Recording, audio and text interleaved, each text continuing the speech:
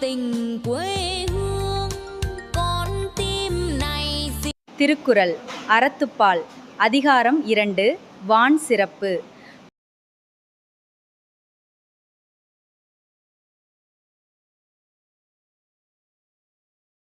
Nếu mưa không rơi, các lễ hội cử hành để tôn vinh các vị thần linh trên thế gian này sẽ không thể diễn ra. Các nghi thức thờ phụng dành cho họ cũng sẽ không được thực hiện. சிறப்போடு பூசனை செல்லாது வானம் வரக்கு மேல் வானோர்க்கும் ஈடு.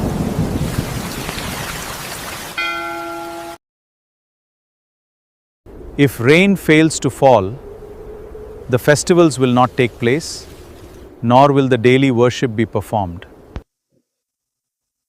Thirukkural translated into 64 languages, more than 350 individual translations, 143 different renderings in English alone. மழை பெய்யாமல் போகுமானால் இவ்வுலகத்தில் தேவர்களுக்காக நடக்கும் திருவிழாவும் நடைபெறாது, அவர்களுக்குரிய நாள் வழிபாடும் நடைபெறாது. Thirukkural Vietnamese translation is brought to you by Business English with Bala, Vietnam Bede Business Group.